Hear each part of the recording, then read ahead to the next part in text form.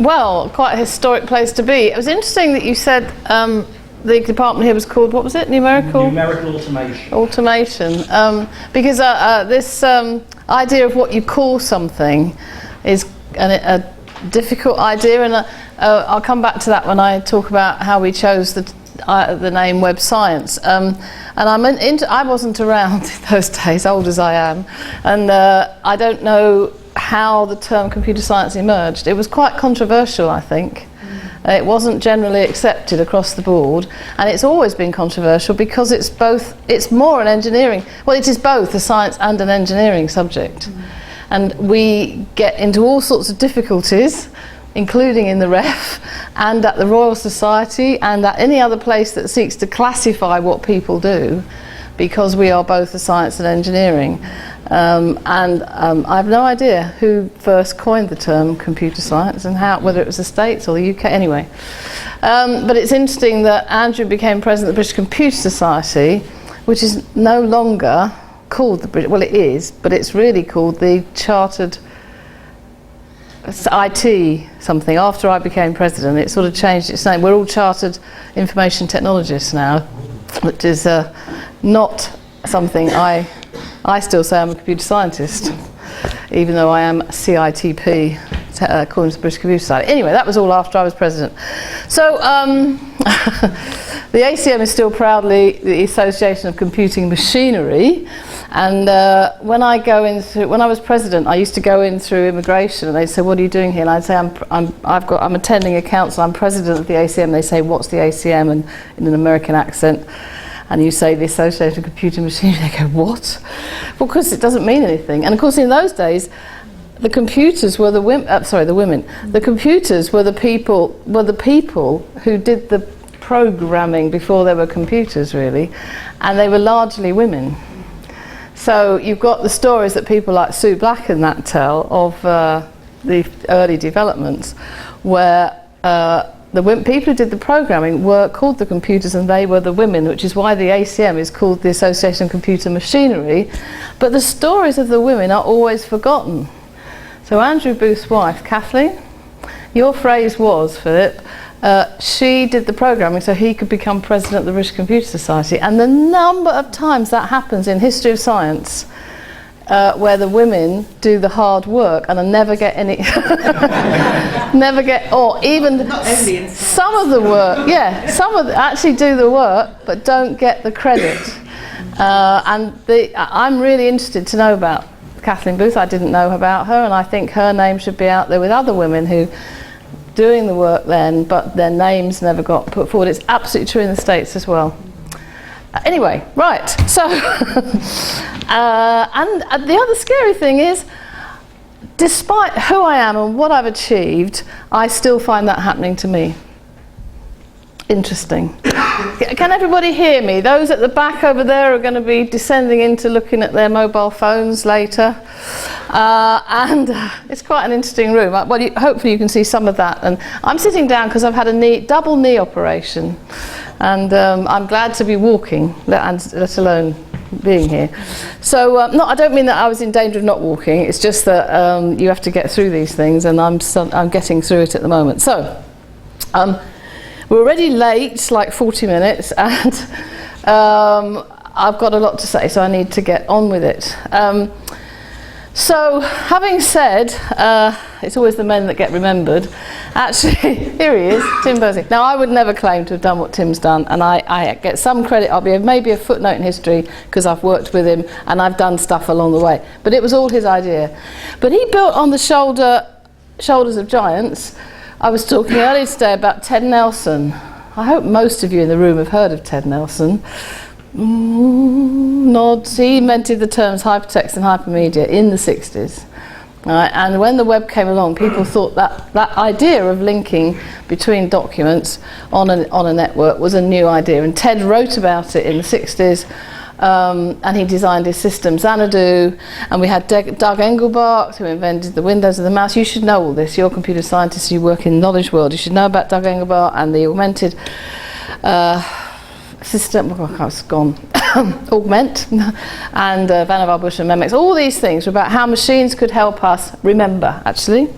Yes. so Tim was building on the shoulders of the people who'd thought about hypertext and hypermedia, the network crowd, the people who were building the internet, and the open and standards and protocols they were developing for that, and the generalized markup language people, because he decided that the best way to do this, to actually enable people to share information on a network, was to do it through a markup language.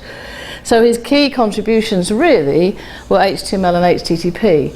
But the more I know Tim, the more I know that he had a grand vision, and he describes that vision in a paper he published a paper he submitted to his boss at CERN, where he was, in 1989, called Information Management, a Proposal. You can look it up on the web. It's a very famous document these days. There is a hard copy of it, and on the top of that hard copy is written, his boss said, vague but exciting. That's what's in that magnifying glass there. Actually, retrospectively, 25 years, 26 years on, that diagram on the front just about describes where we are today. Just about. In terms of the technology, that his vision of how you could make this happen, have a hypertext system working at scale over the internet. And it isn't just hypertext, HTTP, HTML, they're all, you have a look at it, they're all in that diagram. But in the right hand corner, you see the semantic web. He actually talks there about making links on data. Doesn't talk about RDF, but his vision was never going to be complete until you could think on data as well as documents, because his argument, which he's rehearsed several times since this, but it didn't make clear in this document, is that you get a much richer hypertext system if the machines can make the links. And the machines can't make the links between documents because it's still too hard for a machine to understand what a whole document's about. We can look at a document and know immediately what it's about. Right, or a picture. We have to do a lot of NLP or image processing or whatever with a machine, and we're getting there, but it's a long way to go before it's as good as what's up in here. But machines, of course, can munge a lot of data. So if you can describe what the data is about using an ontology and enable the machine to make links between the data using a language like RDF, then you've got a much richer linked environment and a much richer hypertext environment, actually. And that's what my work, Microcosm, was all about. Only I didn't know it then. We had link bases, they were triples, they described semantic links between bits of data. And at the time, we were actually just trying to be cleverer about the way we did our links in the documents. But now, retrospectively, I can see that it was the same vision, but described in a completely different way. What I didn't get, and that Tim did, and others did as well, but he got the made to make it work, was the network was everything. And so it went, and here's this, I could talk for hours about this diagram. This is, I don't know how much you can see back there, but you can find this on the web as well. This is a chart or a graph that shows the development of the internet. So the red block is the number of users of the internet. So I'm using internet, the word here, carefully, because the blue one is the number of hosts on the internet. So the web, of course, is, you can't get to the web without being on the internet, and so it reflects the growth of the web, but it's actually the growth of the internet. And what we've superimposed on there are things that happened along the way of the development of the web, which of course is thought of, and history will probably show it, as the killer app for the internet. It's what got people to buy computers. It's what made it all take off, the whole e-commerce thing, that the guys who designed the internet built the infrastructure that would make that happen, and Tim built on that. And he got that the network was everything. But the interesting journey that web science tries to study is how we went from nothing. So effectively, Tim put the first website up Christmas 1990, and I met him at the Hypertext conference in Paris in December 1990. He was just beginning to evolve the ideas. He had written a hypertext system called Inquire before he produced the web, and he was working with a guy called Robert Caillou at CERN, whose name gets lost these days. But basically, we went from one website on Tim's server at CERN to billions, right? And of whether you count sites or pages or how many people access them, it's an awful lot. And you know, when Ted was writing about, Ted had the vision too, Ted Nelson, a global hypertext system. Xanadu was a way to produce it, but it was very proprietary. Ted's idea was that everybody would pay him a little bit of money for using a link in Xanadu. And Tim said, no, we need to build on the internet, so it's open standards, open protocols, so anybody can create a website, anybody can look at a website, and we'll give it away. So there's no economic barrier in terms of usage. Otherwise the world would be quite different, and this is a good essay to set students, you know, what would have happened if Bill Gates had invented the web, or if Tim had been someone like Bill Gates, or even Ted Nelson, who thought of proprietary systems.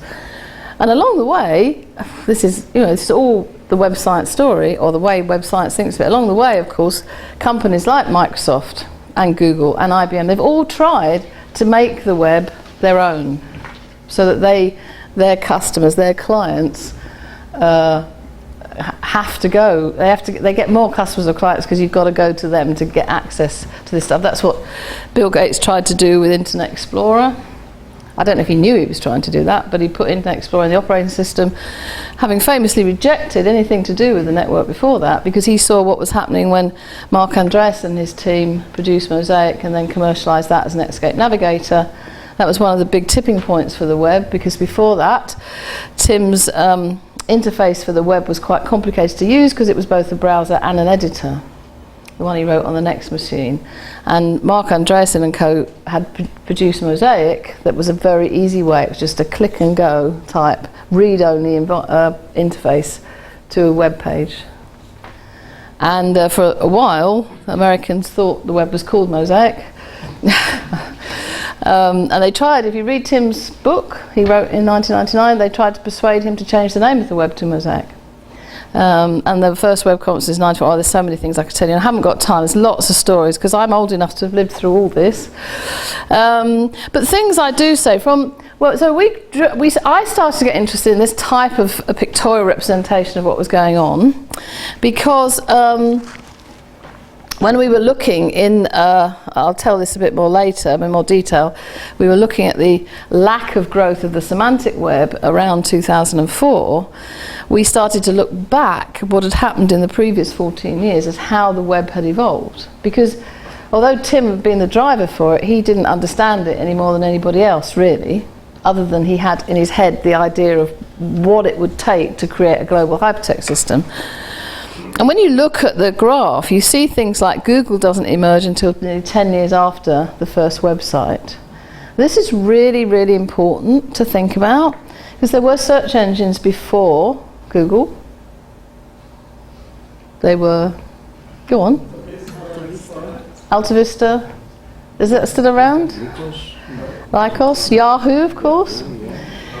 And those of you who remember them, they weren't really search engines like Google is. They were, when they started, they were catalogues of links, really. And they were catalogues of websites. You know, you often heard about a website initially through word of mouth, or because someone had a URL on their homepage or something. I've got the document, actually it's in my office at the moment, the document that was signed by the European Commission when they transferred the web to America. So this is a story not many people know, but essentially Tim and Robert in '94 were trying to persuade the European Commission, as it was then, to adopt the web so that they'd fund it, to make it the way that they would publish documents in Europe. And they didn't get it, and they didn't want to do that. But there was a man called George Metakides who did get it, who's a good friend of mine now. And he knew that Tim needed some money to help make this happen. Not he personally, but he needed money to manage the development of the web and to set up an international body, which became the World Web Consortium, W3C, an international standards body. And George did TUSOS at MIT, and together they concocted this plan to raise $2 million or Swiss francs, I don't know, because there wasn't a euro in those days, to create a chair for Tim at MIT. And they signed a document to that effect, that they would put this money in to create this chair, and Tim went to MIT as a result and set up World Wide Web Consortium from MIT. I don't know what would have happened if they hadn't had the vision to do that. It would have happened probably, but maybe in a different way. So the web sort of went to America, if you like. Why was I telling you that? Oh, 94. And in that document that they signed, I must look it up again, but it says something like it's trying to describe what the web is and what it will become. And it says in the document, and amazingly, there are 500 and something websites. Now, in those days, that was a lot of hypertext hosts. I mean, you know, when I was designing microcosm systems, everything was on a floppy disk. You know, and to think of this global system, and there were 500, 600, 700, now there's billions of these things. So, really, the Google guys published their paper about the algorithm that became the basis of Google in the Web Conference in 1998 in Brisbane. And everyone said, oh, great theoretical idea, it will never scale. So they had to show it would scale as a piece of engineering, and then they had to create a business model by which it worked. But the problem you have with the web, because of the way Tim's designed it, you really, to make anything work on the web, and you can see, you think of how Google started, how Facebook and Twitter and all the other social networks start, you have to start by giving it away, and then find some way of making your money by either advertising or by creating enough. You've got a big enough social network that is what you sell. You basically sell the connections in your social network and the us. I mean, always it's us that makes the money. We feed the beast the whole time. Every time you use Google, it gets better, and it reinforces. You know, it's a big, giant world recommender system, and we're always feeding this beast, and then they make us pay in other ways too. But so you needed the web, you needed this huge web of documents to enable them to actually realise Google in a practical way. It would have been really difficult. If they'd have had the idea about Google back in 1990, they couldn't have done the experiment then to prove it would work. And this is another thing about web science, is you can't do normal types of experiments like we're used to in computer science, where you design something, you test it, you refine it, you test it, and then you put it out there and sell it, and it sort of grows all. You know, you've done your testing and it does what it's supposed to do. You have a plan that says this number of people will buy this number of bits of software or whatever. That's how Microsoft's founded. The web doesn't work like that. You've got to get people using it, because, gosh, I can see people going. It's hot in here. The web only works if people put stuff on it, because then it becomes an interesting place to be. If you look at these things theoretically, nobody gets them. You have to have that actual realization. And we realized that that's what was happening with the semantic web. In 2004-05, when we were looking at this, we realized that actually it had gone down a theoretical AI rat hole. Everyone was trying to prove ontologies, prove that this or that wouldn't work. And actually what you needed to do was get the data out there. Get the data out there, do some linking, and then you could build the tools that would make it all work. And that's when Tim conceived the idea of the open data. So we did two things around that time. I haven't got much involved with the open data movement, that's Tim and Nigel, but we founded Web Science, and Tim started talking about open data. And actually, I was at a meeting in Whitehall 2 weeks ago, briefing ministers about big data and the Internet of Things, and several people around the table, including the government ministers, talked about linked data. And I thought, well, it must be happening, because if these guys who know nothing about technology are talking about it, then it's a right. And actually now, of course, it is. I mean, I've seen some work here about it, but it's many commercial companies are using that technology to build the systems that they're building, whatever they're doing. It's becoming. And my old boss, David Barron, who was the first computer scientist at Southampton, the first professor of computer science at Southampton, used to say, Wendy, it takes about 15 years to get an idea from an idea to a commercial product. About that. And I think he's still about right. Anyway, okay, another thing to say, just to point out, when Wi-Fi and broadband don't appear until the turn of the century, so the dot-com bubble was bound to burst, because people were trying to sell stuff on the internet using this new web interface, but nobody had computers at home. and we had them in the research labs, but you didn't have a computer home. It was far too slow. You had to get the modem, and it was the worldwide wait, because it was all, you'd have to wait for it to click in, and then it would crash or time out, and it was just hopeless to try and do anything on the web at home. So why would anybody buy a computer? Why would anybody want to buy and sell stuff on the internet? So that bubble was bound to burst because the companies had put too much money, the investors had put too much money into the speculative companies. But now, of course, we all do our shopping on the internet because the technology is caught up with the idea. And that's what these graphs show, is actually you can have an idea, but it's way ahead of its time because the technology is just not there. So the web evolves from read-only to read-write. Once it became read-write, then, because the technology emerged, then suddenly people, as Tim predicted, but not, I don't think, even on the scale we've got, everybody wants to write to the web, and that's how it grows. And the social networks are changing our lives. But we changed the technology as a result, and now we're into the mobile and the wearables. And so I started playing with these ideas in what happened in China and other countries, but I haven't got time to talk about that today. So we're in this is another thing to make the point that actually Alex reminded me when I spoke 10 years ago at the launch of the London Knowledge Lab. I talked about Memories for Life. That was 2004, and that was just as we were beginning to think about these ideas of web science. But in fact, the ideas we had in Memories for Life we didn't know what the technology would be that would make them happen. Well, of course, the web is the technology. The problem we have at the moment is that our memories are all over the place in different products and owned by different companies, and there's going to have to come a point where we take all those assets back. But anyway, I don't mean that in a nasty way. It's just that we need to know where our digital memories are and who's allowed to do what with them, including governments. But this is the thing, that the way Tim designed the web gave it away. The idea of the social networks is that you want to be in the network where everybody else is, so you tend to get one of everything. You get lots of people were trying to put photos up, but it was Flickr that became dominant. YouTube became dominant for video.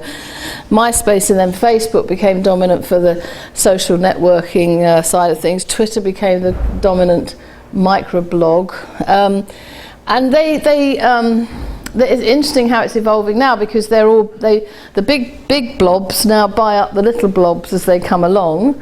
So who bought Instagram? I can't remember who.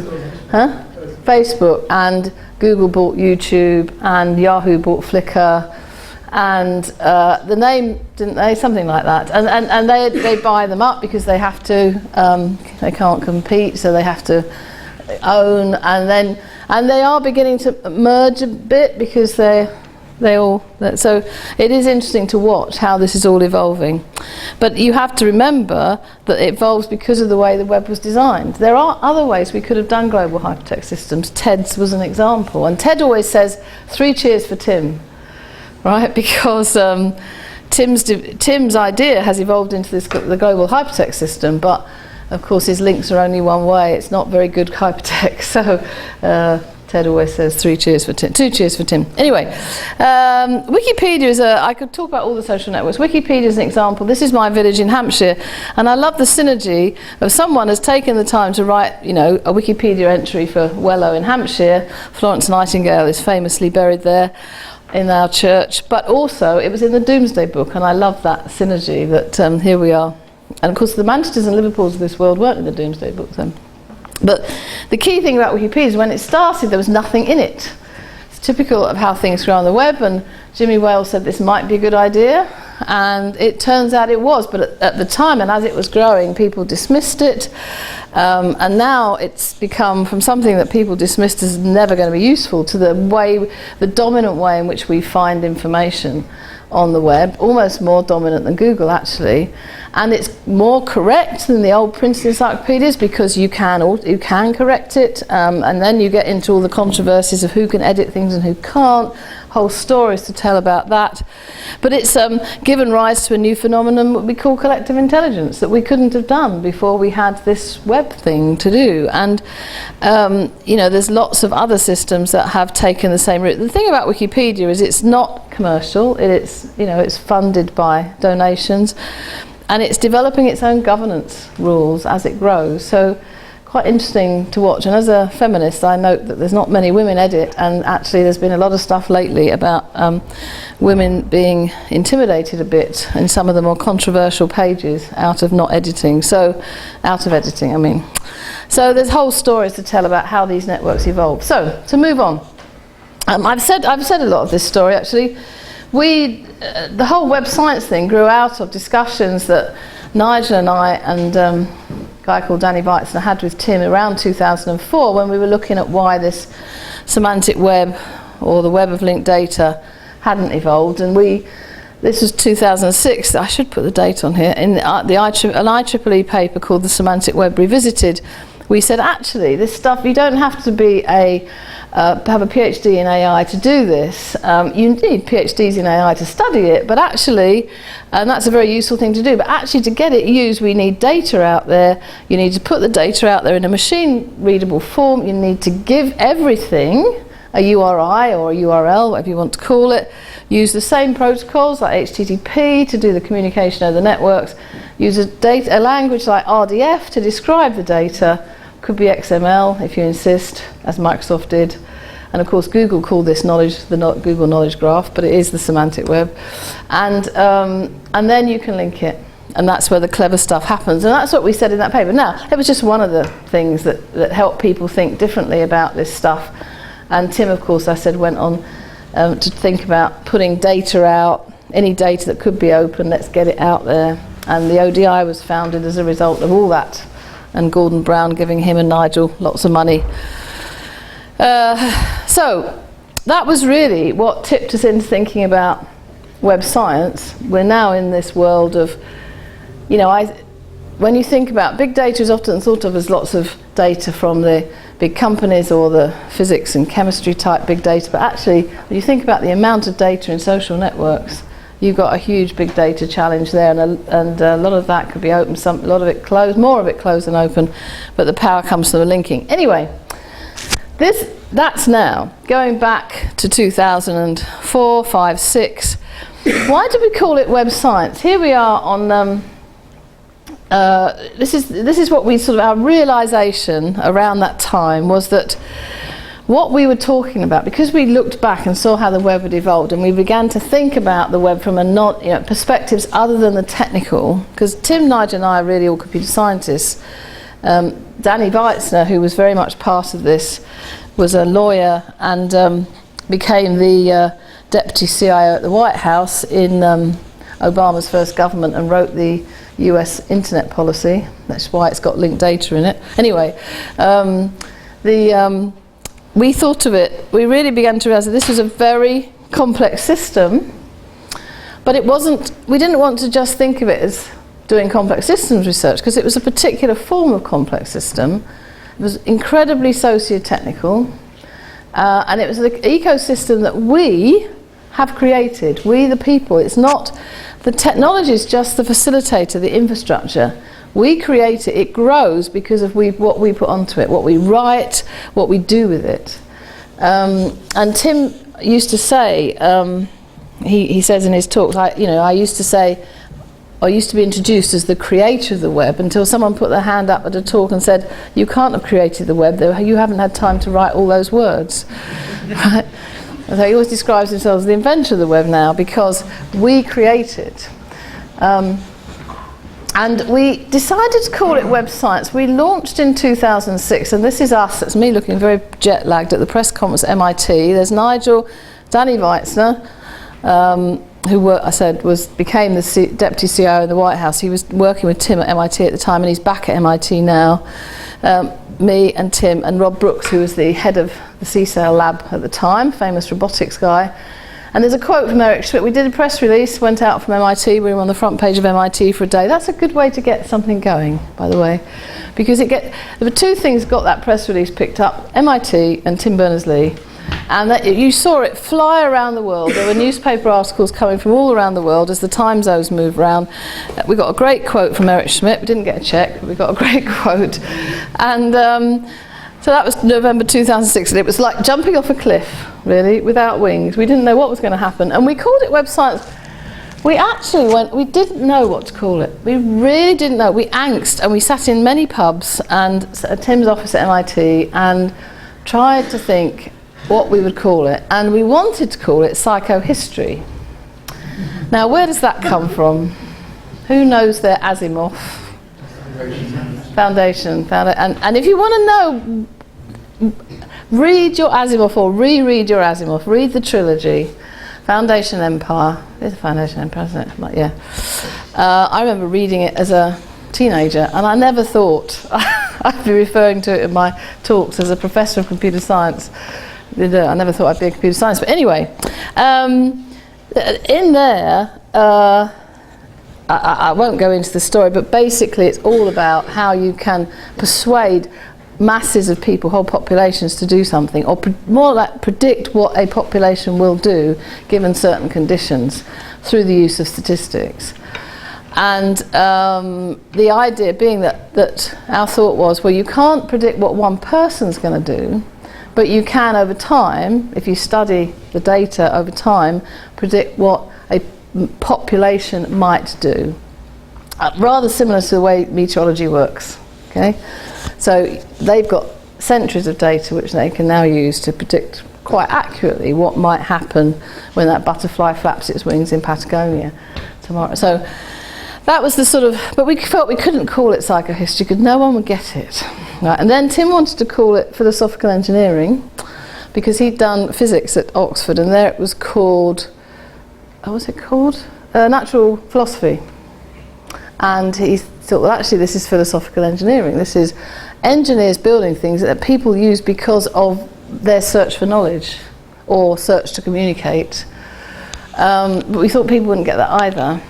And so we came down on the idea of web science, and I always say there's two things I don't like about web science as a name. One is web and the other is science. And it's a bit like computer science was, because it's both a science and an engineering and an art and a philosophical study. And the non-technical people, like the social scientists, who we so want to include in this, when they hear a term web science, I've realised this, because of the web, they think the web's technical, so they think it's a technical science. So it's quite misleading. But we sort of, before we'd well into setting up the Web Science Trust before we'd realised that the name could be misconstrued. So it was very resonant when you talked about Andrew Booth wanting to call his. I do wonder what web science will be called eventually, because there are so many things now. I mean, there's conferences about social networks, you've got computational sociology, you've got all sorts of things, and we'll see how the meme develops. Anyway, we've got a not-for-profit trust that we set up over the 3 years from 2006, because it started off as a project between MIT and Southampton, and now it's we have a not-for-profit that I manage that tries to encourage people all around the world to think about studying this ecosystem from an interdisciplinary perspective. I keep saying, Nigel drew this back in the midst of time, and it needs to have education and philosophy on there, but it's got lots of other things missing. But the point is that there are so many potential disciplines that potentially impact on the study, but it isn't the union of all those. You don't have to be a sociologist and an engineer and a psychologist and a physicist and a biologist to understand this, but to me it's not web science unless you're studying it from an interdisciplinary perspective, whatever dimensions, whatever disciplines you choose. Political science is very important. I'll come back to that. So the trust organises conferences. The next one's in Oxford this year, organised by Dave Duror. We try and help people share curricula about web science and run thought leadership. We're not trying to raise lots of money. We're trying to help people raise money to do research and education in their own cultures and countries, get governments to think about it. We have 15 labs around the world, going to grow that quite a bit this year, maybe double the size of the network, where we've got big labs who've taken an interest in this area, and they've been leading in their region We coordinate basically that network. We don't fund it, as I say, we just coordinate across. And we're trying to get lots of other, I'm going to Bangalore in 2 weeks' time. We're just setting up a lab there. There's one growing in Adelaide. I do a lot in Indonesia and Malaysia and out in Singapore. I want one in Russia, but that's a bit politically interesting at the moment. I want more in Africa. Anyway, that's why I get on aeroplanes so much. So, 2 things to say before I finish, except there's more than 2 slides, but it won't take too long. The first one is that we have also started to talk about web science as the theory and practice of social machines. Now, Tim coined the phrase social machines and back in 1999. And this was all part of when he thought the ideas through, he got this in ways other people didn't. But his point was that even then, this was long before we started to talk about web science, he was thinking of the web as something that needed to be organised to help us run our lives digitally. And he talks about real life being full of all kinds of social constraints. What he means there is that apart from what's happening out in Syria at the moment, we're generally, and some parts of Africa, whatever, we're generally quite a civilised society. We've learned that over the millennia. And, generally if I cross that road, I'm not going to get mugged or I'm not going to get attacked generally, and we've got laws and we have police and we have social constraints, right? That you know what's right and what's wrong, whether you come from a religious or a whatever point of view, we've developed those. And what Tim is saying here is that these are the constraints, is how we get a civilized society. And he said what he's really saying here is that in the digital world, computers can help us do that because they can help create abstract social machines, he calls them, on the web. The processes in which people do the creativity and the machine does the administration. So we picked up on that idea as a way of talking about how the web has evolved and a way of studying the web. And everything you think about on the web really that is of the web, not everything you use on the web necessarily. Even the games that, the things like Candy Crush. Oh dear, did I say that? Yes, I do play Candy Crush. It's a sort of social machine. They tried to make it a social machine. You can have a one-on-one with Candy Crush, but you can also, because they try and get money out of you, bring your friends in over Facebook so it can. But all these things are of the web, and they're all examples of social machines where you've got some very, sometimes simple, sometimes very elegant or complicated, engineering algorithms behind the scenes. But what happens is because people do things so effectively.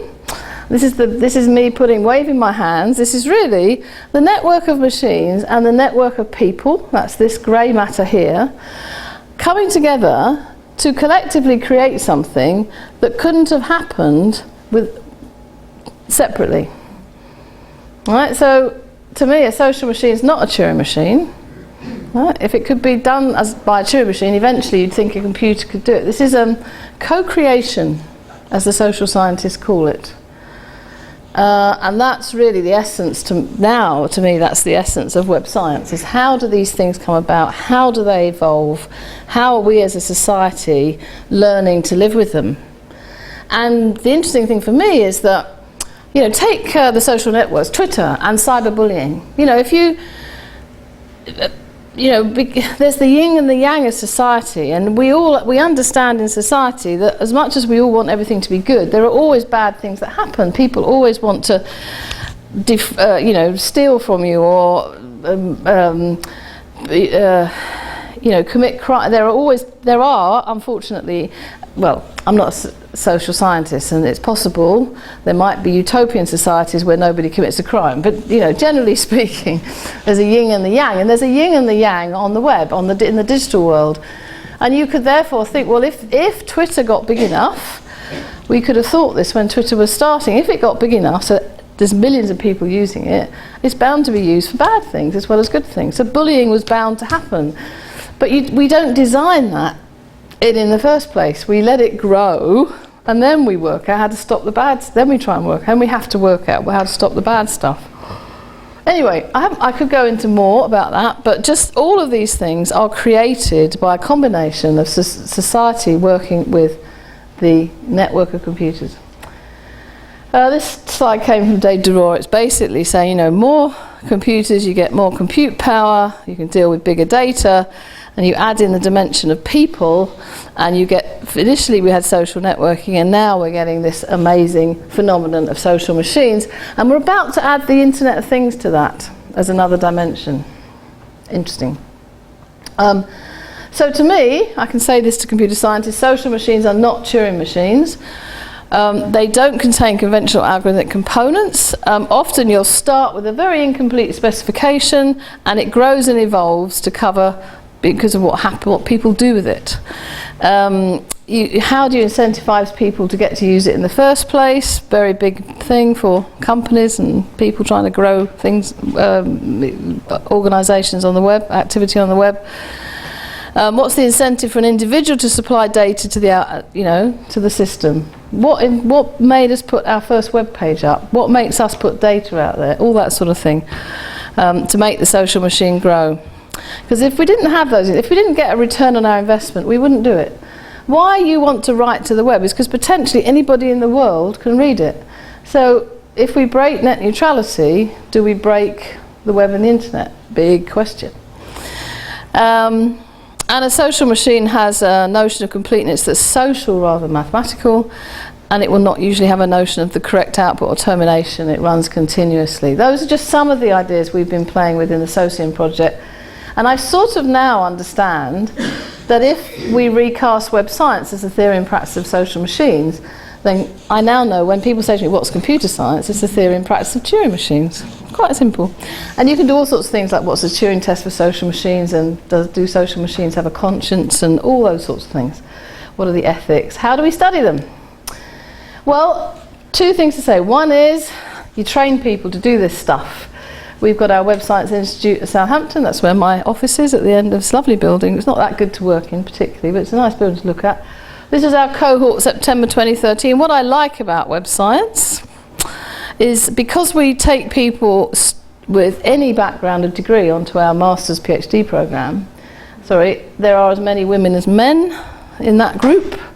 And I love walking into a class that's much more diverse than in the computer science classes. And they come in, they're social scientists, they're lawyers, they're economists, they come from politics, science, arts, humanities, many sciences and computer science as well. And we train them, it's a DTC or CDT, we train them as one cohort to become web scientists. They do the most amazing projects. We've got a MOOC, but I'm sure you can all look at that. Yeah, I don't need to tell you about MOOCs, but it's just, at the moment, it's been a way of marketing. And it's worked quite well. I could talk about MOOCs as a web science phenomenon, because of course a MOOC is a social machine at one level. So I want to finish by talking about the current idea we have for studying web science, which we call the Web Observatory or the Web Science Observatory. Published a few papers about this, and I feel like my life's efforts have come to focus on this. All my sort of career has come to all coming together in this project at the moment. And the idea is that, rather like the physicists, the astronomers have over the years, they're very good at raising money, physicists, and they've built all their wonderful telescopes, trained them on the heavens, and they get the data, and they share that data, and they share the analytics of that data.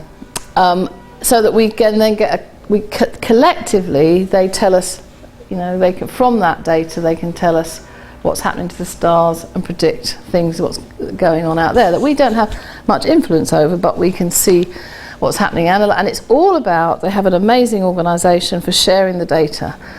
Similarly with meteorologists or climate scientists, where there's a lot of controversy about how you interpret the data, but you have to have the data in order to understand what's happening with the climate, how to predict weather, and what influence we may or may not be having on all those things. You've got to collect the data, and there have been reports this week, last month, about the latest analysis of big data, and that collection happens all around the world. So the amateur meteorologists and large labs and the meteorology stages all collect the data, and then it has to be collectively analysed. So the argument is that we try and do this for the digital planet. Because at the moment, I'm sure you've got people here who are studying social networks and collecting data, and you write your papers, and then what happens to the data? Well, you might, if you're good, publish it with the paper, but can anyone else use it? Can anyone else repeat that experiment? Have you made it available? I was talking about how you where do you put your ontologies so that other people can use it? If you put it on the Birkbeck site, we put it on the Southampton site, there's some at MIT, there's some in Adelaide, how do you know what's where? So what we're trying to do, all we're trying to do with the Web Observatory is to say, let's collectively share, at the very least, the information about what data we've got, and if possible, the data itself, and if even better, the analytical tools you've used to analyse that data, and make that available so that we can, as a meta project, link it all up and say, oh, so-and-so's got this done, this analysis with Twitter data, we've harvested this data from such and such a social network, here's the experiment we did, here's the results we've got. You can use this data, or you could repeat it in your country, in your, and also we can get disciplines from different disciplines to put different perspectives on that data. So like that graph back at the beginning, where I've got the growth of the internet and we've put the sort of technical stuff on there, you could put, well actually I was talking about this yesterday, a political scientist would put a very different filter on top of that as to what was happening politically, what laws had been changed or made, what was the economics at the time. And these are the sorts of layers of filters you need. So this is all about sharing data and creating global partnerships to do this type of research, because my theory is you have to be able to do longitudinal research to really understand what's going on. You can't just take a snapshot and think, I now know anything. You've got to collect the data day in, day out, forever. I mean, wouldn't it be marvellous if we had the data for what happened back in 1999, 2000 as Google emerged? And you had the data about what people started to do with Google as it first emerged, right? And who were the first people to use it? Why? What were the incentives that got them to, all that sort of thing. We haven't got that data. It's gone. Maybe Google's got some of it. They won't have all of it. And even people say to me, well, Google's got a lot, Facebook's got a lot, you'll never get that stuff. But even that's all in silos. They only know what their company knows. Anyway, so this is my plea to you, is to think about getting involved with this project. It doesn't cost anything, right? We're not charging. This is of the web, so it's, we'll make everything open, we'll, and what we really want is to be setting up our own. We were calling them telescopes, but Nigel started calling them macroscopes, and I quite like that idea. So we may be calling them macroscopes, but our way of looking at web evolution by observation experimentation.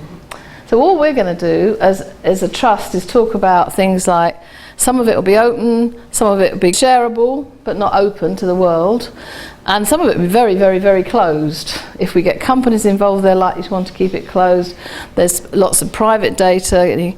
Some government data is open, some's closed. We know all that, but the whole point about this is, yes, you can start with the open stuff. That's the low-hanging fruit, but actually the interesting stuff comes when you start sharing open and closed data, or open and data that's not open to the world, but you're prepared to share with researchers under certain terms and conditions, and to share the analytics and the visualization tools as well, where you can. We run webinars about, so the different labs can tell each other what tools they've developed and how they're using them. And the idea is to build a community to do this. So every observatory will have their own servers with their data. You keep your own data. We don't try and suck that all into one central space.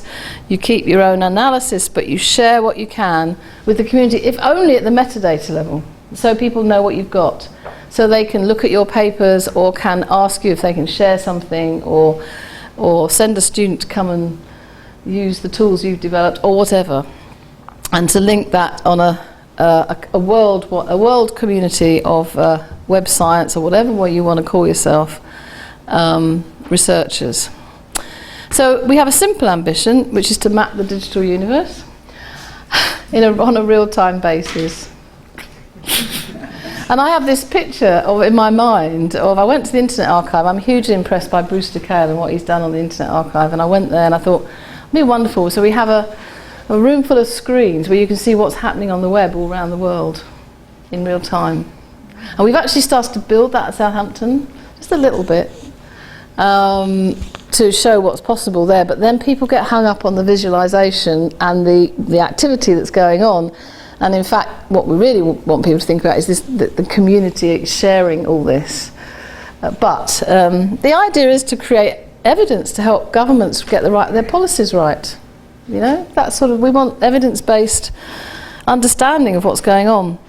And maybe being able to predict things, as I said, like the meteorologists do, which is forecast trends. So that, you can say, well, if this is the set of conditions, then this is something good that's likely to happen, or this is something bad that's likely to happen.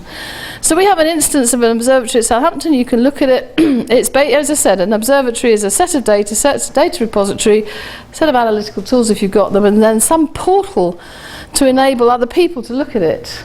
And what we want people to do is do that, sharing the same standards. Very simple, and I'll come back to that in a minute.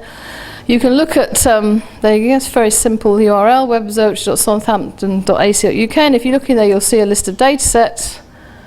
I won't see if the network's working, but I could, because it seemed to have logged me out, and a set of visualizations.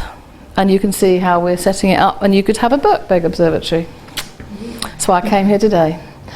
So it's very simple. It's all you have to do is declare it and put some data in it. And we will then catalogue you. And this is an example of what you see in the Southampton one. This is some work we did with Chinese students. And the example, our students went out to China and they did some joint projects. And at the Fukushima accident, when the nuclear plant fell over, and there's a myth in China that salt will protect you from radiation sickness. And so when they thought they were going to get the radiation coming across to them at the coast, there was a run on salt. They ran out, the whole of China ran out of salt. And then, of course, you realise you've got no salt to do anything else with that you want salt for.